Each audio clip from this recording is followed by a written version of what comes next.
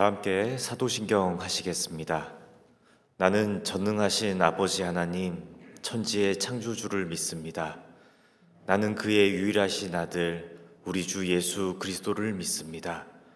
그는 성령으로 잉태되어 동정녀 마리아에게서 나시고 본디오 빌라도에게 고난을 받아 십자가에 못 박혀 죽으시고 장사된 지 사흘 만에 죽은 자 가운데서 다시 살아나셨으며 하늘에 오르시어 전능하신 아버지 하나님 우편에 앉아 계시다가 거기로부터 살아있는 자와 죽은 자를 심판하러 오십니다. 나는 성령을 믿으며 거룩한 공교회와 성도의 교제와 죄를 용서받는 것과 몸의 부활과 영생을 믿습니다. 아멘. 우리 다 함께 찬송가 28장 부르시겠습니다.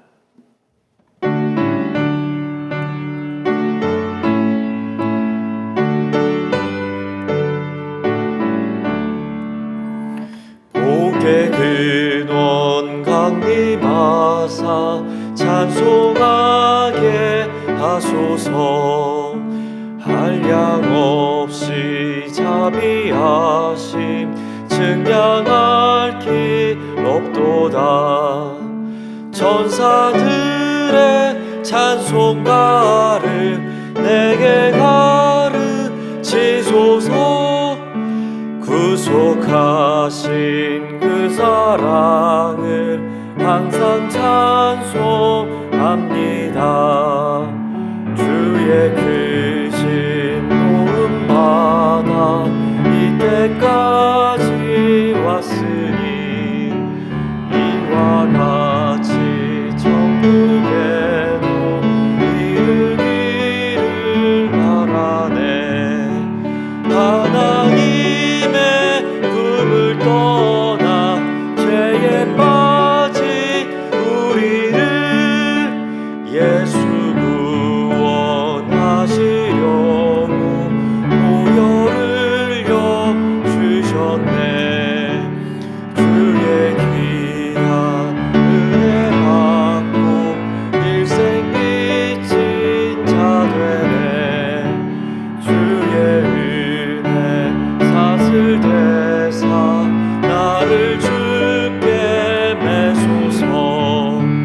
우리 마음은 연약하여 범죄하기 쉬우니 하나님이 받으시고 천국인을 치소서.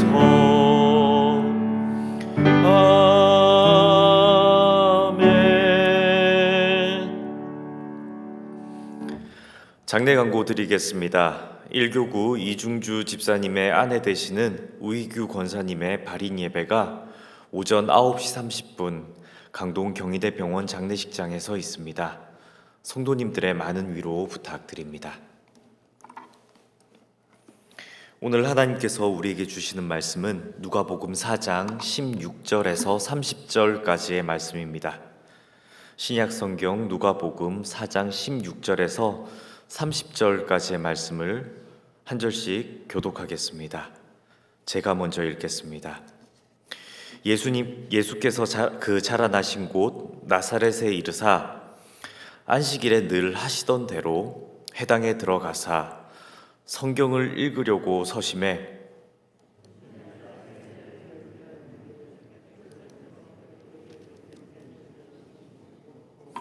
주의 성령이 내게 임하셨으니 이는 가난한 자에게 복음을 전하게 하시려고 내게 기름을 부으시고 나를 보내사 포로된 자에게 자유를 눈먼 자에게 다시 보게 함을 전파하며 눌린 자를 자유롭게 하고 이를 전파하게 하려 하심이라 하였더라. 책을 덮어 그 맡은 자에게 주시고 앉으시니 해당에 있는 자들이 다 주목하여 보더라. 예수께서 그들에게 말씀하시되 이 글이 오늘 너희 귀에 응하였느니라 하시니 그들이 다 그를 증언하고 그 입으로 나오는 바 은혜로운 말을 놀랍게 여겨 이르되 이 사람이 요셉의 아들이 아니냐. 예수께서 그들에게 이르시되 너희가 반드시 의사야 고치라는 속담을 인용하여 내게 말하기를 우리가 들은 바 가버나움에서 행한 일을 내 고향 여기서 또 이르시되 내가 진실로 너희에게 이르노니 선지자가 고향에서는 한용을 받는 자가 없느니라. 내가 참으로 너희에게 이르노니 엘리야 시대에 하늘이 3년 6개월간 닫히어 온 땅에 큰 흉년이 들었을 때에 이스라엘에 많은 가부가 있었을 때 엘리야가 그중 한 사람에게도 보내심을 받지 않고 오직 시돈 땅에 있는 사렙다의 한 가부에게 뿐이었으며 또 선지자 엘리사 때에 이스라엘에 많은 나병 환자가 있었을 때 그중에 한 사람도 깨끗함을 얻지 못하고 오직 수리아 사람 나아만 뿐이었느니라. 해당에 있는 자들이 이것을 듣고 다 크게 화가 나서 일어나 동네 밖으로 쫓아내어 그 동네가 건설된 산 낭떠러지까지 끌고 가서 밀쳐뜨리고자. 함께 읽겠습니다. 예수께서 그들 가운데로 지나서 가시니라. 아멘. 예수님의 고향 방문 이야기, 그러니까 예수님의 고향은 나사렛인데 예수님께서 고향에 가신 이 이야기는 마태복음과 마가복음에도 등장합니다. 하지만 마태와 마가복음이 고향 방문 사건을 예수님의 사역이 어느 정도 진행된 후의 일로 기록한 것과는 달리 누가복음에서 사역 전반부에 예수님의 고향 방문 이야기를 위치시켜 놓았습니다. 이것은 누가복음의 기록자인 누가의 의도적인 배치입니다.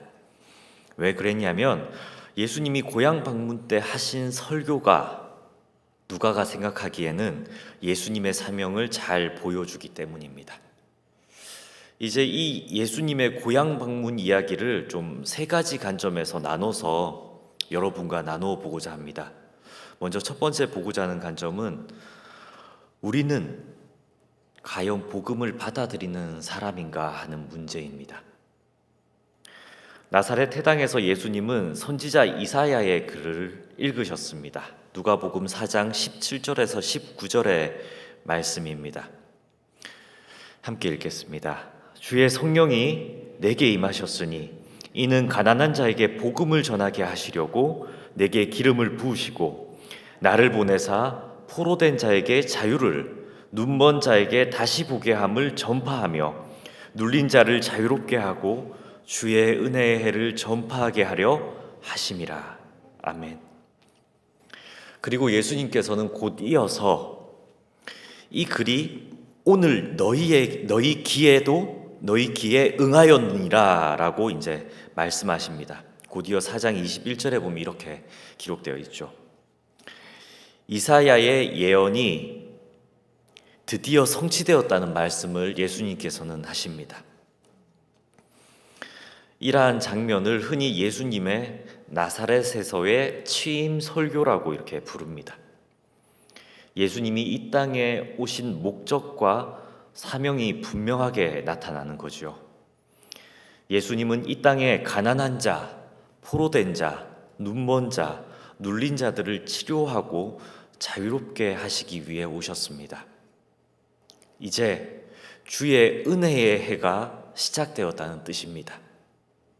여기서 은혜의 해란 구약의 희년을 말하는 것으로 레위기서를 보면 7 안식년, 그러니까 7년의 7, 곧 49년이 지난 후에 50년째 해를 거룩하게 하여서 그 땅에 있는 모든 주민을 위하여 자유를 공포하고 모든 포로나 억눌린 자들이 각기 자기의 소유지로 돌아가며 각각 자기의 가족에게로 돌아가는 해입니다. 이게 바로 희년이죠. 희년. 이 희년을 예수님께서는 오셔서 선포하셨다는 얘기입니다. 그러므로 예수님의 오심은 바로 이 약자들을 향한 희년, 멍에를 진 짐진 자들에 대한 희년의 선포였습니다. 예수님이 선언하신 희년과 약하고 소외된 자를 향한 자유의 선포는 1차적으로 영적인 의미입니다. 모든 인간이 제2의 포로로서 어둠과 죽음의 그늘에 앉은 자가 되었지만 메시아가 오셔서 제사함을 받게 하는 회개, 이 회개를 전하심으로 마침내 이 땅에 구원이 시작됐다라는 것을 가르쳐 주는 것입니다. 하지만 여기서 이제 문제가 있습니다. 이 기쁜 소식을 받아들이지 않으려는 사람들이 있다는 거죠. 희년이 시작되었지만 물질적으로 가진 자들과 영적으로 교만한 자들은 이를 잘 인정하려 하지 않습니다. 왜냐하면 복음을 받아들인다면 자신이 풍족하게 소유한 것들을 나누어야 하는데 그것이 싫기 때문입니다. 또 누가복음 5장 31절에 보면 예수님께서는 이런 말씀을 하십니다.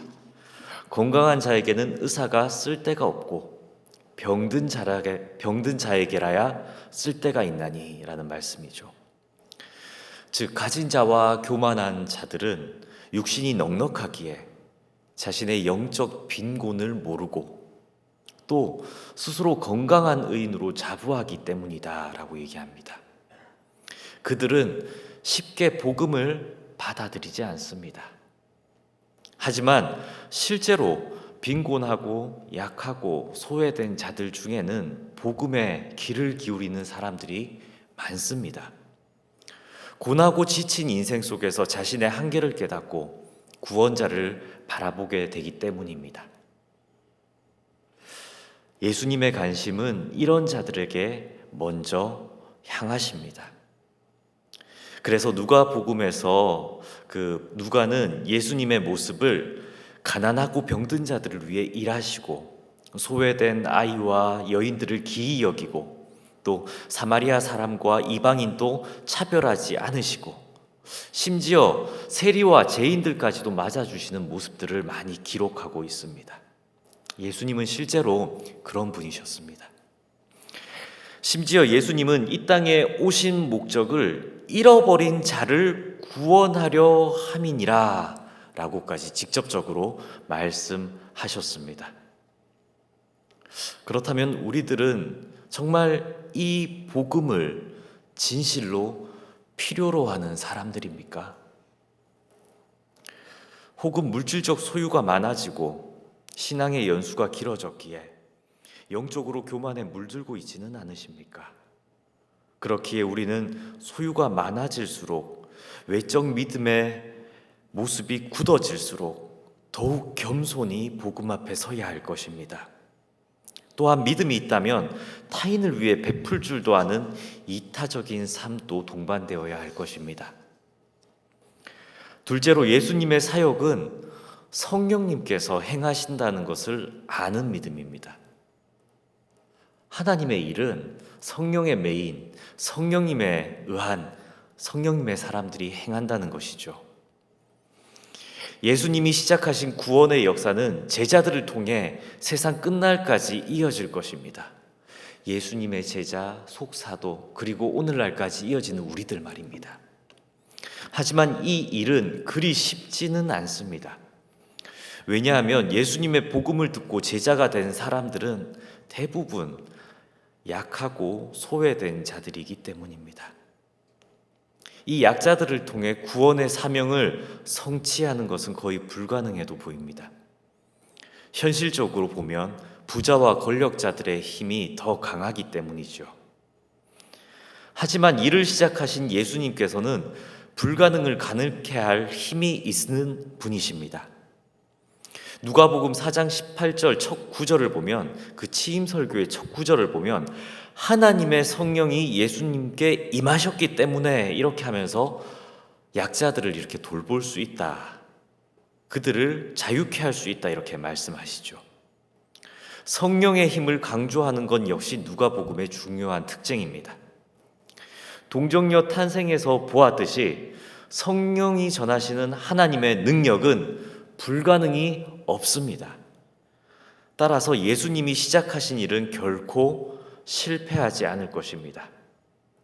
이 성령의 권능은 예수님께만 머물지 않고 주님을 따르는 자들에게도 임할 것입니다. 전심으로 하나님께 구하면 제자들은 성령을 받고 거룩한 사명을 이어갈 수 있습니다. 우리가 사는 이 세상은 모두 하나님의 섭리 안에 있습니다. 역사를 보면 1347년 남부 유럽에서 시작된 흑사병을 우리는 모두 알고 있습니다. 지금은 패스트균으로 시작된 그 흑사병을 우리는 잘 알고 있는데요. 5년 동안 계속된 이 유행병은 발병 5일 만에 고열로 사람을 죽게 만드는 무시무시한 병이었습니다. 한 10년은 이어졌던 병이죠. 당시에는 원인을 알 수도 없고 치료제도 없어서 걸렸다 하면 죽었기 때문에 서양 사람들은 이 병을 가리켜서 빅데스라고 부르기도 했습니다. 이 병은 배를 통한 바닷길로 병원균이 오염되어서 이렇게 전해졌는데 남부 유럽에서 북유럽으로 이어서 러시아를 거쳐 아프리카를 거치고 아프리카를 거쳐서는 모스크바까지 오염시키는 절망적인 상황을 만들었었습니다. 세계적으로 7, 8년의 시간은 정말 죽음의 공포가 전 세계를 뒤덮었습니다. 중세 유럽 인구의 3분의 1에 해당하는 2,500만 명이, 자료를 이렇게 살펴보면 2,500만 명이 집중적으로 5년 동안 사망했습니다. 현재 코로나로 인해 죽은 사망자 수는 제가 지난 주일날 이렇게 봤는데 12월 4일 기준으로 524만 명 정도입니다. 그러니까 흑사병 사망자 2,500만 명에 비하면 코로나로 인한 사망자 수가 이 정도인데도 불구하고 오늘날 전 세계가 난리지 않습니까? 이렇게 생각하면 당시 14세기 당시에 이 사회가 얼마나 절망적인 분위기였을지가 가히 짐작이 됩니다. 세상이 망할 것 같은 이러한 분위기는 인간에게 면역력이 생기기까지 10년이 걸립니다. 한 10년 정도 되자 자연스럽게 그냥 이 병이 사라졌는데요. 또 그리고 균에 대한 연구도 생겼죠. 세상이 절망적인 일만 있을 것 같던 이러한 가운데 중세 유럽은 부패한 성직자들이 사람의 종교성을 이용한 봉건주의 체제에서 사람들이 이제 반발하고 깨어납니다. 르네상스 운동이 유럽에 꽃피우면서 인권이 신장되고 더 나아가서 부패한 카톨릭의 개혁을 일으키는 종교개혁이 1517년에 일어나게 되는 이렇게 그 원동력, 힘을 제공해 주는 것이 바로 이때입니다. 그러니 절망적인 일들, 그러니까 공중에 권세 잡은 자들이 꼭 세상을 움켜쥐고 있을 것 같을 때 하나님의 섭리는 이렇게 일어나게 되는 거죠. 이러한 역사를 통해 우리가 알 수 있는 것은 모든 인간의 생사화복은 힘과 권력이 있는 사람들에 의해 움직여지는 것이 아니라 하나님의 섭리에 의해 움직인다는 것입니다. 그리고 그러한 하나님의 섭리는 말씀에 깨어있는 성령의 메인 성도들을 통해 역사하신다는 사실입니다. 마지막으로 예수님은 이 복음의 일에 나사렛 사람들이 동참하기를 바라셨습니다. 그래서 굳이 고향인 나사렛에 찾아와서 취임 설교를 하신 것이죠. 하지만 나사렛 사람들의 반응은 싸늘했습니다. 처음에는 예수님의 가르침에는 감탄하고 놀랐지만 그들은 곧이어서 이 사람이 요셉의 아들이 아니냐라고 수군대기 시작합니다. 각 복음서마다 이 부분의 묘사가 조금씩은 다른데 마태복음에는 이는 그 목수의 아들이 아니냐라고도 나오고 마가복음에는 이 사람이 마리아의 아들 목수가 아니냐라고도 나옵니다. 그래도 이 모든 것들이 종합적으로 보면 다 나왔을 반응들인데 예수님은 별 볼 일 없는 사람의 자식 아니냐 이 말입니다. 아이러니하게도 그들은 또한 그 아버지를 내가 잘 아는데, 그리고 걔 어릴 때의 모습을 내가 잘 아는데 라고 하면서 예수님을 가장 잘 안다고 생각했기에 예수님의 이 복음을 배척했습니다. 예수님의 출신 배경과 가족들에 대한 지식 때문에 메시아의 영광스러운 사명에 동참할 기회를 놓친 것입니다. 어줍지 않은 지식 때문에 진리를 놓친 경우이죠. 세상에는 이처럼 본질적인 말씀은 보지 못하고 겉만 아는 지식으로 진리를 놓치는 사람들이 많습니다. 선입견이 엉뚱한 고집이 되어서 기회를 잃는 것입니다. 전통적 유대교 종교성에 물든 이들 역시도 예수님의 본질적인 진리를 받아들이려고 하지 않습니다. 옛날부터 교회는 이런 것이어야 해라고 생각하는 선입견에 사로잡혀 있으면 아무리 성경의 진리를 들어도 그 진리를 행할 수 없다는 것입니다. 마가복음에서 바리새인들이 그랬다면 누가복음에서는 나사렛 사람들이 또한 그랬다는 것입니다. 예수님은 출신 때문에 메시아를 받아들이지 않는 고향 사람들에게 누가복음 4장 24에서 27절을 보면 엘리야 시대의 많은 가부들과 사렙다의 가부 그리고 엘리사 시대의 많은 나병 환자들과 나아만 장군의 이야기를 대비시켜서 말씀하십니다. 누가복음 4장 24절에서 27절 말씀인데 함께 봉독하겠습니다. 또 이르시되 내가 진실로 너에게 이르노니 선지자가 고향에서는 한영을 받는 자가 없느니라. 내가 참으로 너희에게 이르노니 엘리야 시대에 하늘이 3년 6개월간 닫히어 온 땅에 큰 흉년이 들었을 때에 이스라엘에 많은 가부가 있었을 때 엘리야가 그중 한 사람에게도 보내심을 받지 않고 오직 시돈 땅에 있는 사렙다의 한 가부에게 뿐이었으며 또 선지자 엘리사 때에 이스라엘에 많은 나병 환자가 있었을 때 그 중에 한 사람도 깨끗함을 얻지 못하고 오직 수리아 사람 나아만 뿐이었느니라. 아멘. 사렙다 가부나 나만 장군은 이방인인데도 오만과 편견을 꺾고 하나님의 말씀에 순종하여 은총을 얻었습니다. 하지만 똑같이 은혜가 필요한 가부들이나 나병 환자인 나사렛 사람들은 쓸데없는 고집으로 주님을 거부했습니다. 심지어 그들은 예수님의 말씀이 자신들의 속내를 파헤치자 그러니까 변하기 싫은 거죠. 진리가 아닌데도 그것을 붙잡고 바뀌기 싫은 겁니다. 예수님을 밖으로 쫓아내어 그 동네가 건설된 산 낭떠러지까지 끌고 가서 밀쳐 떨어뜨리자라고 그들은 생각했습니다. 또 주장했습니다. 이게 누가복음 4장 29절에 기록되어 있습니다.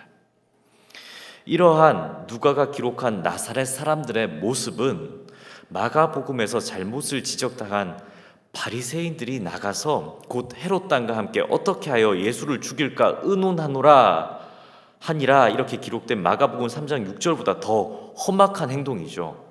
그들은 직접 가서 밀쳐 떨어뜨리고자 이렇게 주장했으니까요. 곧 이 모습은 하나님을 안다고 하면서도 예수님을 안다고 하면서도 복음을 받아들이기 싫어하는 모습을 보여주고 있는 것입니다. 예수님을 안다고 말하지만 정작 예수님의 말씀에는 순종하지 못하는 나사렛 사람들의 모습이 우리에게 있지는 않습니까?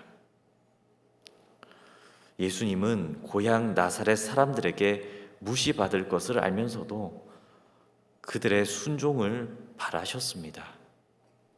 오늘 우리에게 찾아온 하나님의 말씀은 우리를 통해 역사하고 있습니까? 이처럼 믿음이 서 있다고 생각이 될 때마다 우리는 스스로 자문하는 신앙이 이렇게 필요합니다. 정말 나는 하나님의 말씀 앞에 오늘도 변화되고 깨어지고 있는가? 나는 이 성경의 말씀을 다 안다고 생각하고 무시하고 읽지 않고 그러한 굳어진 신앙의 모습으로 연수만 채워나가고 있지는 않은가? 정말 성경의 말씀을 읽으며 나의 모습을 계속해서 돌아보고 변하려고 노력하고 있는가? 2021년 예수님의 성탄이 이제 얼마 후면 우리에게 또다시 찾아옵니다. 예수님이 우리에게 성탄을 알리시며 또 한 번의 기회를 우리에게 주시는 것만 같습니다. 2000년 전 예수님은 죄에 억눌린 우리에게 복음을 선포하셨습니다. 이제 21년 12월 성탄이 다가오는 이때에 예수 그리스도께서 오신 목적, 누가가 말하는 이 예수님의 사명을 깊이 묵상하며 주님이 이사야서를 인용하여 하신 이 말씀, 가난한 자에게 복음을 전하게 하시려 내게 기름을 부으시고 나를 보내사 포로된 자에게 자유를, 눈먼 자에게 다시 보게 함을 전파하며 눌린 자를 자유롭게 하고 주의 은혜의 해를 전파하게 하려 하심이라 하신 이 예수님의 가르침이 저와 여러분 가운데 날마다 열매 맺히기를 간절히 소망합니다. 기도드립니다. 사랑과 은혜가 풍성하신 하나님, 다시 한번 예수 그리스도의 성탄을 기다립니다. 그러며 예수님께서 오셔서 하신 말씀 한 절 한 절들을 우리의 삶에서 이렇게 되짚어 보고자 합니다. 진실로 우리의 삶에는 예수 그리스도의 말씀으로 깨어지고 변화된 부분들이 있습니까? 또 우리의 심령은 성령에 매여서 날마다 성경의 말씀이 내 귀에 임한 것처럼 내 삶에 응하여지고 있습니까? 전능하신 하나님의 능력을 믿으며 나 혼자는 안 돼 라고 생각하며 포기하고 있지는 않습니까? 예수님께서 바라보시고 그렇게 돕고자 했던 고아와 가부, 사회적 약자들을 돌볼 수 있는 실천적인 믿음을 우리에게도 베풀어 주시고 또 우리의 삶을 통하여 우리의 이웃과 우리의 사회가 더 나아질 수 있도록 우리를 인도하여 주옵소서. 더 나아가 이 갈보리 교회를 통하여 이웃 사회가 말씀과 섬김으로 변화되는 놀라운 역사가 있게 하여 주옵소서. 이 교회를 날마다 더욱 부흥케 하여 주옵소서. 이 모든 간구 우리 주 예수 그리스도의 이름으로 기도드립니다. 아멘. 하늘에 계신 우리 아버지, 아버지의 이름을 거룩하게 하시며 아버지의 나라가 오게 하시며 아버지의 뜻이 하늘에서와 같이 땅에서도 이루어지게 하소서. 오늘 우리에게 일용할 양식을 주시고 우리가 우리에게 잘못한 사람을 용서하여 준 것 같이 우리 죄를 용서하여 주시고 우리를 시험에 빠지지 않게 하시고 악에서 구하소서. 나라와 권능과 영광이 영원히 아버지의 것입니다. 아멘.